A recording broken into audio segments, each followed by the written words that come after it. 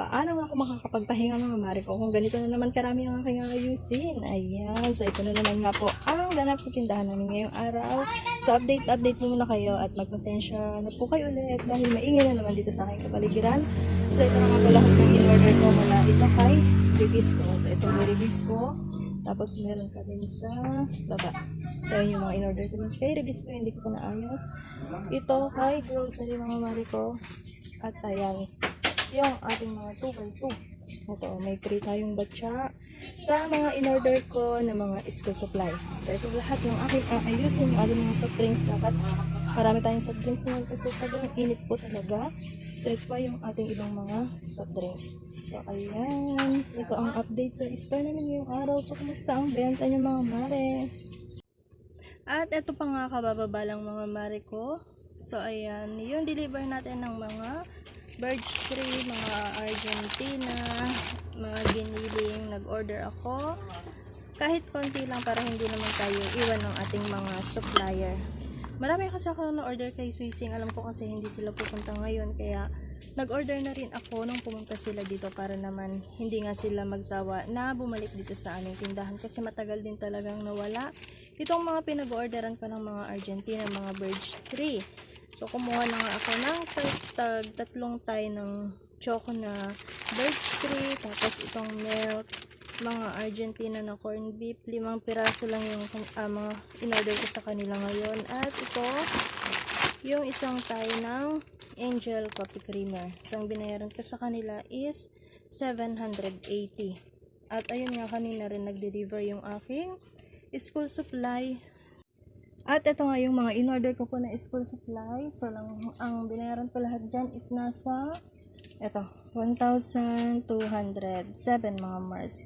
So ayun yung binayaran ko kanina, mga papel, mga ballpen. So mabili pa rin naman yung ating mga school supply. Lalo na nga kung kompleto talaga yung ating school supply. Ayan yung aking mga paglagyan ng school supply mga mare ko. Kung matatandaan nyo, pina-welding ko yan kay Mr. So maganda na yung paglagyan ko ng aking mga school supply. So medyo talagang sobrang busy ng inyong tindera. Paano tayo makakapagpahinga mga mare kung ganito tayo ka-busy, diba? So ayan yung ating mga delata. So marami akong napapanood sa mga katulad ko rin na mga kasari dyan na tumaas na naman daw yung impression ng mantika. So mahirap na naman magbenta ngayon mga Mars. Lalo na nga yung ating mga customer is nasanay na talaga sila sa murang presyo. Pero wala naman tayong magagawa kasi nga palagi na lang talagang tumataas yung ating mga bilihin. So ito yung ating istante, bungal-bungal na mga mare ko. Kaya maraming salamat talaga sa ating mga customer na palaging bumibili dito sa aming tindahan. So yung ating mga display dito sa baba, makikita nyo naman talaga is kulang-kulang na rin. Yung aking mga gatas, yung mga coffee mate, dito ko na talaga siya nilagay sa baba.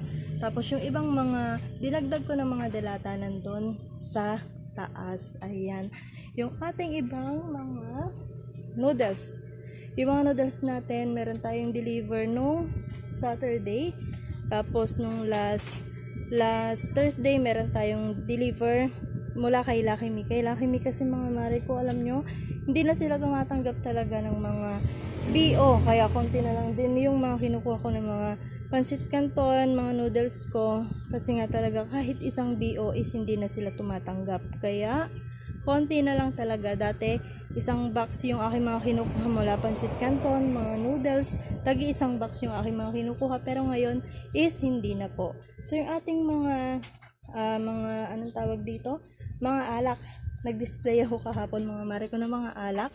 Nagpunas na rin ako ng mga alak mga mare ko, pero sadyang maalikabok pa rin mamaya pa. Kapag nag-display ako, is magpupunas ulit ako ng mga paninda namin dito. So ayan, makikita nyo, napakaalikabok talaga mga Mars. Lalo na ngayon, ang init-init talaga ng panahon. So napakarami pang kalat dito sa loob ng aming tindahan. Kaya magpapahinga lang ako ng konti.